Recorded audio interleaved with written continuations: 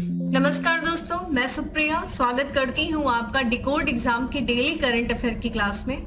दोस्तों, आज हम अपनी करंट अफेयर की क्लास में डिस्कस करेंगे 5 सितंबर 5 सितंबर से रिलेटेड करंट अफेयर को। तो चलिए दोस्तों, जल्दी से आप सभी लोग सेशन से जुड़ जाइए, सेशन को आप सभी लोग शेयर करें। और जैसा कि मैं उम्मीद कर रही हूँ आप सब लोग बहुत अच्छे से होंगे और अच्छे से अपनी प्रिपरेशन कर रहे होंगे। और आज की क्लास में हम इंपॉर्टेंट करंट अफेयर को डिस्कस करेंगे, इसलिए सेशन को आप लोग जल्दी से शेयर कर दीजिए। और साथ ही साथ डेली करंट अफेयर की दोस्तों पीडीएफ जो है वो आपको टेलीग्राम ग्रुप पे प्रोवाइड की जाती है, जिसका लिंक आपको डिस्क्रिप्शन बॉक्स में दिया हुआ है। तो वहां से जो है आप लोग पीडीएफ को डाउनलोड करके अपनी शॉर्ट नोट्स बनाइए और रिवीजन करिए। चलिए दोस्तों, स्टार्ट करते हैं अपनी क्लास। और क्लास स्टार्ट करूं उसके पहले कहना चाहूंगी कि जल्दी से चैनल को सब्सक्राइब कर लीजिए और बेल आइकन को प्रेस कर लीजिए। इससे आपको चैनल से रिलेटेड हर क्लास की वीडियो का प्रॉपर नोटिफिकेशन मिलेगा और आपकी कोई भी क्लास मिस नहीं होगी।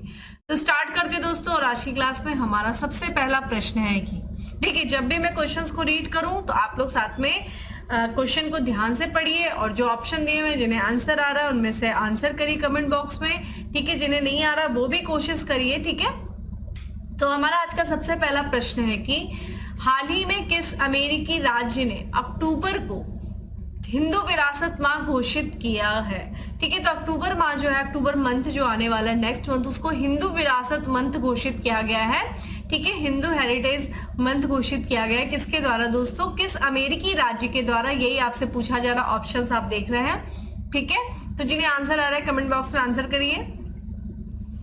तो इसका करेक्ट आंसर है दोस्तों बी, ठीक है, जॉर्जिया। ध्यान रखिएगा, जॉर्जिया स्टेट है अमेरिका का, यह जॉर्जिया कंट्री नहीं है यूरोप की। तो जॉर्जिया के गवर्नर है दोस्तों ब्रायन कैंप। उन्होंने एक आधिकारिक रूप से ये घोषणा किया है कि अक्टूबर माह को, ठीक है, हिंदू विरासत माह के रूप में मनाया जाएगा, ठीक है। तो हिंदू विरासत माह घोषित किया गया है जॉर्जिया के जो गवर्नर है, ठीक है, ब्रायन कैंप के द्वारा। उद्देश्य क्या है अक्टूबर को हिंदू विरासत माह घोषित करने का? तो जो भारत की समृद्ध संस्कृति और आध्यात्मिक परंपराएं हैं उन पर जोर देते हुए हिंदू विरासत का जश्न मनाना, ठीक है। जॉर्जिया की दोस्तों बात करें तो जॉर्जिया राज्य में हिंदू अमेरिकी समुदाय द्वारा किए गए बहुमूल्य योगदान को मान्यता देता है यह माह और इसकी सराहना करता है। तो ये जो हिंदू विरासत माह है, ये जो जॉर्जिया में जो हिंदू है उनके हिंदू जो अमेरिकी समुदाय है उनके द्वारा जो बहुमूल्य योगदान दिया गया उस राज्य में, उसको मान्यता देता है और उसकी सराहना करता है, ठीक है। दोस्तों, हिंदू धर्म की बात करें तो ये विश्व स्तर पर तीसरे सबसे बड़े धर्म के रूप में स्वीकार किया जाता है, ठीक है। और वहीं देखा जाए जिसके जो है विश्व भर में कितने अरब अनुयायी हैं, तो 1 अरब अनुयायी हैं। और संयुक्त राज्य अमेरिका में लगभग देखा जाए तो 3 मिलियन अनुयायी जो है वो हिंदू धर्म के हैं। अगर हम बात करें दोस्तों अक्टूबर 2023 के दौरान देखा जाए तो जॉर्जिया में हिंदू समुदाय जो है वो भारत की संस्कृति और विविध आध्यात्मिक परंपराओं पर ध्यान केंद्रित करके सामूहिक रूप से अपनी विरासत का जश्न मनाएगा। दोस्तों देखिए, अभी हम लोग इसी साल पढ़े थे अप्रैल महीने में कि अप्रैल 2023 में जॉर्जिया ने, ठीक है, एक ऐतिहासिक प्रस्ताव पारित किया था जिसमें किसकी निंदा की गई थी? हिंदू फोबिया की। तो हिंदू फोबिया की निंदा करते हुए एक ऐतिहासिक प्रस्ताव पारित किया था किसने दोस्तों? जॉर्जिया ने। और ऐसा प्रस्ताव पारित करने वाला ये अमेरिका का पहला राज्य भी बन गया था। कौन दोस्तों? जॉर्जिया। तो ये हम लोगों ने पहले भी चर्चा किया हुआ है। और इसी के साथ साथ जॉर्जिया जो है वो हिंदू विरासत माह घोषित किया है दोस्तों। किसे किया है? अक्टूबर को किया है, ठीक है। ये चीज ध्यान रखिएगा। अगले प्रश्न की तरफ बढ़ते हैं और अगला प्रश्न है दोस्तों की निम्न में से किस बैंक ने इन्फिनिटी सेविंग अकाउंट लॉन्च किया है? तो इन्फिनिटी सेविंग अकाउंट किस बैंक के द्वारा लॉन्च किया गया है? ऑप्शंस दोस्तों आप देख ही रहे हैं, ठीक है। कमेंट बॉक्स में आंसर करते हुए रहिए और साथ ही साथ वीडियो को दोस्तों शेयर करिए, लाइक्स बढ़ाइए। और इसका करेक्ट आंसर है दोस्तों एक्सिस बैंक। तो प्राइवेट सेक्टर का बैंक है दोस्तों एक्सिस बैंक। इसने इन्फिनिटी सेविंग अकाउंट लॉन्च किया है। तो एक्सिस बैंक ने जिन ग्राहकों को डिजिटल की अच्छी समझ है उन ग्राहकों के लिए saving account variant infinity saving account launch करने की घोषणा की है। ध्यान रखिएगा ये जो सेविंग अकाउंट होगा दोस्तों वो सब्सक्रिप्शन मॉडल पे होगा। जैसे आप लोग सब्सक्रिप्शन लेते हैं ना, कोई नेटफ्लिक्स का सब्सक्रिप्शन लेता है, कोई अमेजन प्राइम का, तो आपको मंथली क्या करना पड़ता है, कुछ पे करना पड़ता है। उसी तरीके से ये जो इन्फिनिटी सेविंग अकाउंट है इसके लिए भी आपको क्या करना पड़ेगा, बैंक को जो है मंथली या फिर ईयरली बेसिस पर कुछ रुपए जो है वो चार्ज करने पड़ेंगे, चार्ज करेगा, क्योंकि ये इंस्क्रिप्शन मॉडल पर बेस्ड ये सेविंग अकाउंट होगा। ठीक है, तो इन्फिनिटी सेविंग अकाउंट लॉन्च करने की घोषणा किया है, किसने किया है दोस्तों, एक्सिस बैंक ने। इसी के साथ साथ देखा जाए सार्वजनिक क्षेत्र का बैंक है दोस्तों पंजाब नेशनल बैंक, इसके बारे में बात करते हैं दोस्तों। तो इससे देखा जाए जीएसटी चालान के माध्यम से सूक्ष्म लघु मध्यम उद्यम जो माइक्रो स्मॉल मीडियम एंटरप्राइजेस के लिए सहज ऋण उपलब्धता की सुविधा प्रदान की है। और ऐसी सुविधा, सहज ऋण उपलब्धता की सुविधा प्रदान करने वाला यह पहला सार्वजनिक क्षेत्र का बैंक बन गया। ठीक है, किनके लिए, सूक्ष्म लघु और मध्यम उद्यम के लिए। किसके माध्यम से, जीएसटी चालान के माध्यम से। बैंक ने जीएसटी सहाय योजना के लिए एक समर्पित मोबाइल एप्लीकेशन का भी अनावरण किया है। ठीक है, यह अभिनव डिजिटल समाधान जीएसटी चालान के आधार पर व्यापक ऋण प्रक्रियाओं की सुविधा प्रदान करता है, जिससे एक सहज एंड टू एंड प्रक्रिया सुनिश्चित होगी। पीएनबी जीएसटी सहाय ऐप पूरी ऋण आवेदन प्रक्रिया को डिजिटल प्रारूप में बदल देता है, जिससे उधारकर्ता की ओर से मैनुअल हस्तक्षेप की आवश्यकता समाप्त हो जाती है। ठीक है, तो ध्यान रखिएगा दोस्तों, यहाँ पे हम लोगों ने क्या देखा कि जीएसटी चालान के माध्यम से सूक्ष्म लघु और मध्यम उद्यम के लिए सहज ऋण उपलब्धता सुविधा प्रदान करने वाला पहला सार्वजनिक क्षेत्र का बैंक कौन बन गया है, पंजाब नेशनल बैंक। और वही बात करें, एक्सिस बैंक ने इन्फिनिटी सेविंग अकाउंट लॉन्च करने की घोषणा की है। ठीक है, अगला प्रश्न है दोस्तों की अंतरराष्ट्रीय एरोस्पेस सम्मेलन का आयोजन किस राज्य में किया गया। तो दोस्तों ये किया गया है मध्य प्रदेश में। ठीक है, तो यहाँ पे बात करें केंद्रीय नागर विमानन और इस्पात मंत्री दोस्तों वर्तमान में कौन है, श्री ज्योतिरादित्य एम सिंधिया। इन्होंने अंतरराष्ट्रीय एरोस्पेस सम्मेलन समावेशी वैश्विक मूल्य श्रृंखला की ओर बढ़ते कदम का उद्घाटन किया। तो ये अंतरराष्ट्रीय एरोस्पेस सम्मेलन जिसकी टैगलाइन क्या है दोस्तों, समावेशी वैश्विक मूल्य श्रृंखला की ओर बढ़ते कदम, इसका जो उद्घाटन किया गया है वो केंद्रीय नागर विमानन मंत्री जिनका नाम है ज्योतिरादित्य एम सिंधिया के द्वारा किया गया है। इसका जो आयोजन दोस्तों किया गया संयुक्त रूप से किसके किसके द्वारा, तो नागर विमानन मंत्रालय और भारतीय उद्योग परिसंघ के द्वारा इसका जो है आयोजन किया गया है संयुक्त रूप से। 1 से 2 सितंबर के बीच में इसका आयोजन किया गया। कहां पे किया गया, तो मध्य प्रदेश के ग्वालियर में इसका आयोजन किया गया। ठीक है, अंतरराष्ट्रीय एरोस्पेस सम्मेलन की बात किया जाए तो इसमें G20 और B20 प्राथमिकता के तहत एरोस्पेस क्षेत्र में एक G20 पहल है जो वैश्विक व्यापार और निवेश के लिए समावेशी वैश्विक मूल्य श्रृंखला विकसित करने पर केंद्रित है। उद्देश्य दोस्तों इसका क्या है इस सम्मेलन का, तो G20 देशों के बीच व्यापार और निवेश को बढ़ावा देना और साथ ही साथ उनके बीच में जो संबंध है उसको मजबूत करना। ठीक है, तो ध्यान रखिएगा अंतरराष्ट्रीय एरोस्पेस सम्मेलन का आयोजन मध्य प्रदेश के ग्वालियर में किया गया। किसके द्वारा इसका आयोजन किया गया, तो नागर विमानन मंत्रालय और भारतीय उद्योग परिसंघ के द्वारा।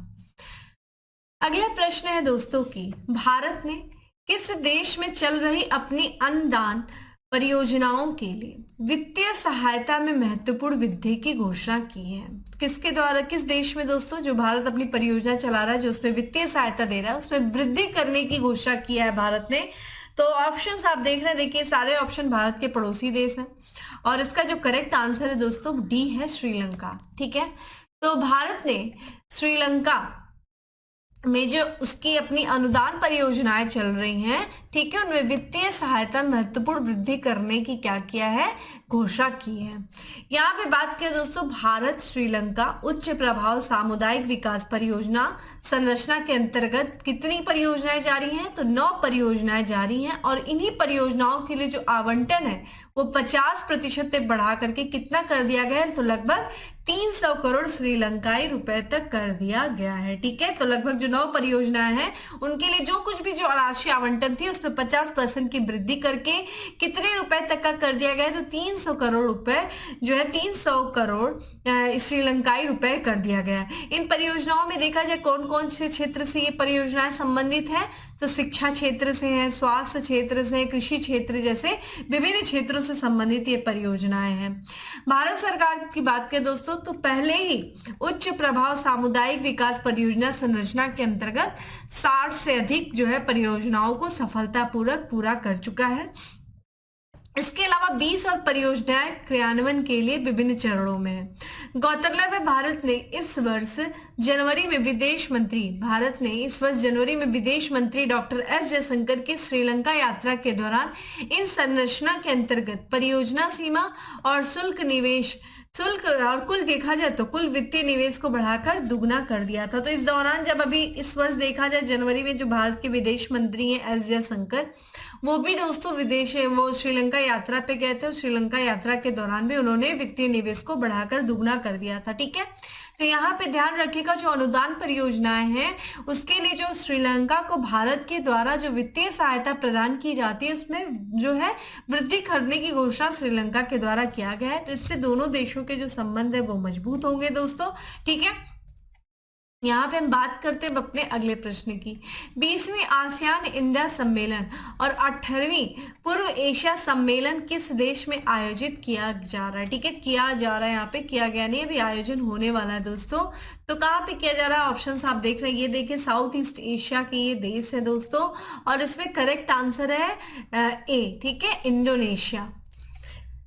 तो देखिए ये जो सम्मेलन है 20वीं आसियान इंडिया सम्मेलन और 8वीं पूर्व एशिया सम्मेलन, ठीक है, इसमें भाग लेने के लिए जिसका आयोजन देखिए इंडोनेशिया में किया जा रहा है और इसमें भाग लेने के लिए प्रधानमंत्री नरेंद्र मोदी जी जो हैं वो 6 सितंबर यानी कि कल जो है वो 2 दिनों की यात्रा पर जाएंगे। ठीक है, तो ध्यान रखिएगा आसियान इंडिया सम्मेलन और 18वीं, ठीक है, 20वीं आसियान इंडिया सम्मेलन और 18वीं पूर्वी एशिया सम्मेलन का आयोजन इंडोनेशिया में होने जा रहा है और इसमें भाग लेने के लिए प्रधानमंत्री नरेंद्र मोदी जी जो है वो इंडोनेशिया के दौरे पे गए हैं। दोनों सम्मेलनों की बात करें दोस्तों तो देखिए आसियान का वर्तमान अध्यक्ष कौन है? इंडोनेशिया है और इंडोनेशिया के द्वारा, ठीक है, जो इंडोनेशिया की राजधानी जकार्ता वहां पे इन दोनों सम्मेलनों का आयोजन किया जा रहा है इंडोनेशिया के द्वारा। पिछले वर्ष दोस्तों बात करें तो भारत आसियान संबंधों को व्यापक रणनीतिक साझेदारी के स्तर पर पहुंचाने के बाद यह पहला सम्मेलन जो है वो हो रहा है। इस सम्मेलन में देखा जाए तो भारत आसियान संबंधों की प्रगति की क्या किया जाएगा दोस्तों? समीक्षा किया जाएगा। जो भारत का आसियान देशों के साथ जिस तरह का संबंध उसमें कितनी प्रगति हुई है ये सारी चीजों का क्या किया जाएगा? समीक्षा की जाएगी और आपसी सहयोग की भावी दिशा भी निर्धारित किया जाएगा। पूर्व एशिया सम्मेलन आसियान देशों के नेताओं के लिए अवसर उपलब्ध कराएगा। भारत सहित अनेक 8 वार्ताकार भागीदारी क्षेत्रीय और वैश्विक महत्व के मुद्दों पर विचार आदान प्रदान करेगा। ठीक है, तो ये चीज ध्यान रखिएगा कि ये जो 20वीं आसियान इंडिया सम्मेलन है और 18वीं पूर्व एशिया सम्मेलन है इसका आयोजन इंडोनेशिया के जकार्ता में किया गया। चूंकि हम आसियान की बात करें दोस्तों, आसियान जिसका फुल फॉर्म क्या है? Association of south east Asia nation. ठीक है, एशियन नेशन। इसकी जो दोस्तों स्थापना हुई थी वो 1967 में हुआ था। किस घोषणा के द्वारा? तो बैंकॉक डिक्लेरेशन, जिसे हम आसियान डिक्लेरेशन या फिर आसियान घोषणा पत्र के नाम से जानते हैं। और इसी डिक्लेरेशन पर जो संस्थापक राष्ट्र थे उनके द्वारा हस्ताक्षर करने के बाद आसियान की स्थापना की गई थी। संस्थापक राष्ट्र दोस्तों कौन थे? तो 5 राष्ट्र थे, इंडोनेशिया, मलेशिया, फिलीपींस, सिंगापुर और थाईलैंड। ध्यान रखिएगा वर्तमान में आसियान में 10 मेंबर्स हैं। ठीक है, और जब बात के मेंबर्स बने जैसे 1984 में ब्रुनेई शामिल हुआ, वियतनाम 1995 में शामिल हुआ, लाओस और म्यांमार 1997 में, कंबोडिया 1999 में जो है 1999 में आसियान का मेंबर बना। अब चलिए आप मुझे कमेंट बॉक्स में आंसर करिए कि आसियान का जो हेडक्वार्टर है दोस्तों वो कहाँ है? कमेंट बॉक्स में आंसर आप मुझे करिए। ठीक है, अगले प्रश्न की तरफ बढ़ते हैं और अगला प्रश्न है कि भारत के पहले सौर मिशन आदित्य L1 का सफल प्रक्षेपण किस राज्य से हुआ है? तो जैसा कि आपको पता है आदित्य L1 का जो कि भारत का पहला सौर मिशन है इसका प्रक्षेपण किया गया है। ठीक है, चलिए आपको मैं हिंट दे रही हूँ, कमेंट बॉक्स में आंसर करिए। सतीश धवन। ठीक है, सतीश धवन स्पेस सेंटर से किया गया है श्रीहरिकोटा से। अब आप बताइए कहाँ पे है?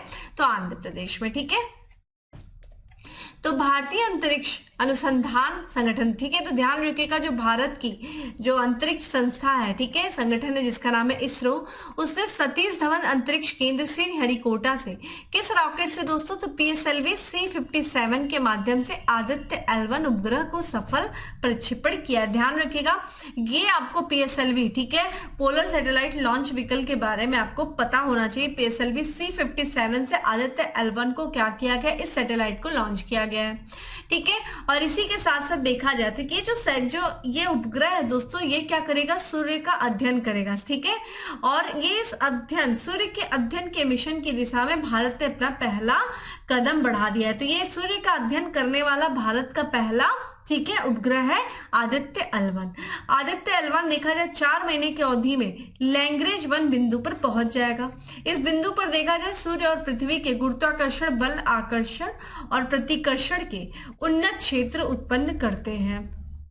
इस मिशन की दोस्तों बात किया जाए आदित्य L1 मिशन का, तो उद्देश्य क्या है दोस्तों, तो ये सौर्य हवाएं, जो सूर्य से हवाएं निकलती हैं और सूर्य के वातावरण का अध्ययन करना, ठीक है, इसका उद्देश्य है। इस उपग्रह में देखा जाए, इस सैटेलाइट में प्रकाश मंडल, क्रोमोस्फेयर और सूर्य की बाहरी परत, ठीक है, सूर्य की बाहरी परतों को कोरोना कहा जाता है, ठीक है, कोरोना का निरीक्षण करने के लिए 7 पेलोड है इस उपग्रह में। इससे क्या होगा, कोरोनल हीटिंग की समस्या को समझने में भी मदद मिलेगी। आदित्य L1 को ले जाने वाला देखा जाए कौन सा सैटेलाइट, PSLV C57 एक्सेल संस्करण है, ठीक है। कौन सा संस्करण है दोस्तों, एक्सेल संस्करण है। और इस संस्करण में देखा जाए एक्सेल, ठीक है, तो अधिक मात्रा में ईंधन ले जाने के लिए लंबी, ठीक है, स्ट्रैप ऑन मोटर्स हैं।